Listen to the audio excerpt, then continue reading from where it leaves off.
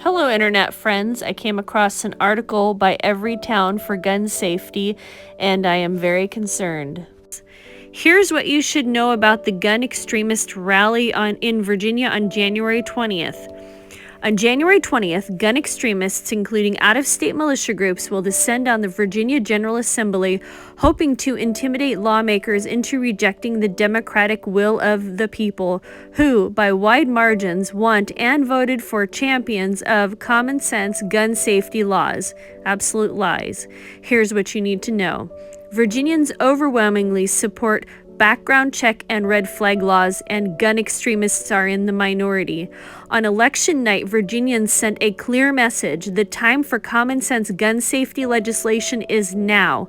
Gun safety was the #1 issue for voters in Virginia, absolute lie. And in November, both chambers flipped to gun sense majorities, even in the NRA's own backyard.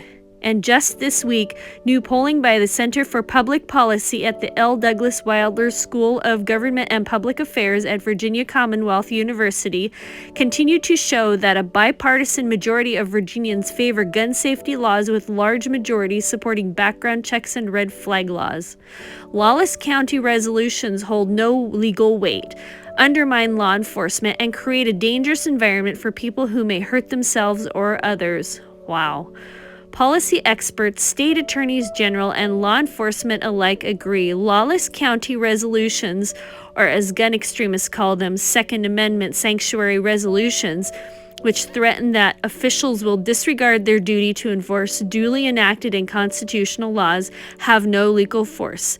The resolutions also threaten the safety of communities nationwide by fostering distrust in law enforcement and may deter people from reporting individuals that may hurt themselves or others. As Jonathan Yilglace and Ruth Micklem with the Virginia Sexual and Domestic Violence Action Alliance put it in an op-ed for the Richmond Times-Dispatch.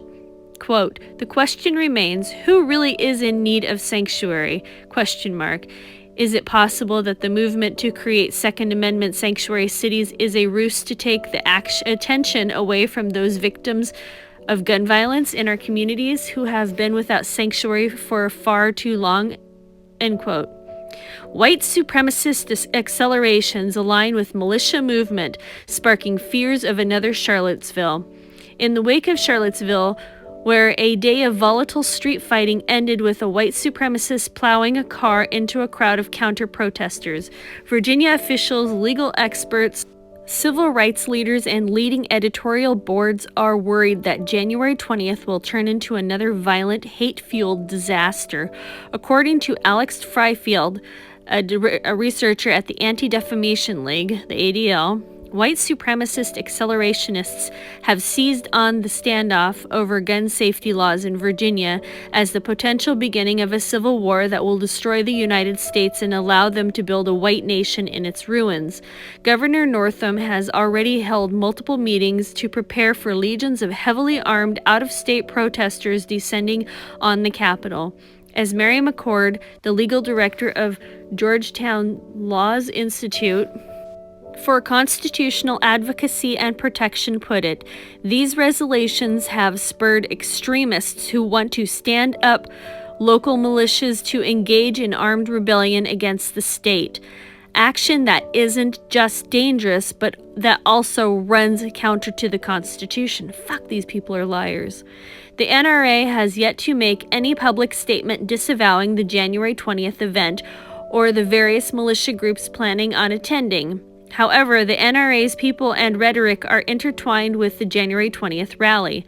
The NRA put out a formal statement supporting the lawless county resolutions, and former NRA TV personalities like Cam Edwards and Antonia Okafor are listed as speakers at the rally. The NRA has taken out billboards throughout Virginia, ominously and baselessly warning of coming confiscation of firearms. As UCLA law professor Adam Winkler was quoted as saying, for decades, the NRA has been pushing overheated rhetoric about the Second Amendment protecting your right to rise up against the government. This is the natural result. In December, Everytown Law, the litigation arm of Everytown for Gun Safety Support Fund, held a press call and sent a letter to the National Sheriff's Association, the National Association of Counties and others, urging them to condemn the recent wave of lawless county resolutions passed by some local governments. Read coverage highlights below. The Guardian. Virginia Democrats won an election. Gun owners are talking civil war. The Washington Post.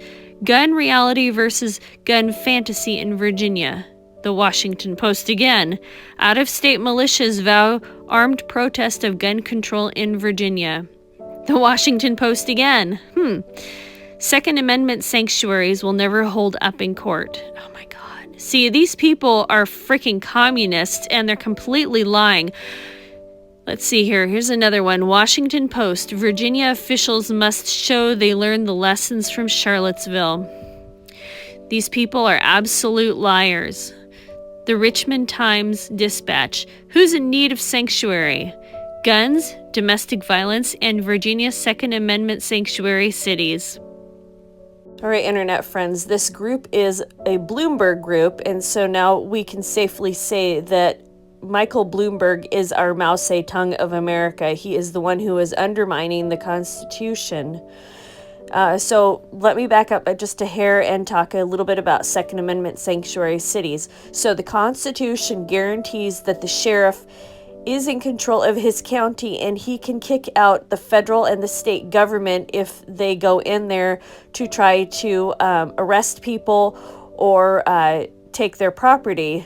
The sheriff can even mobilize people or deputize people as young as 15.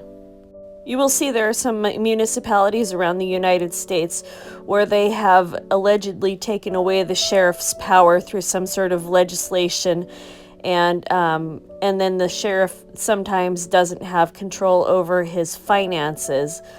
It doesn't matter. The Constitution guarantees that the sheriff has jurisdiction over his county, and whatever laws these communists pass, it doesn't make a difference. It doesn't undermine the Constitution.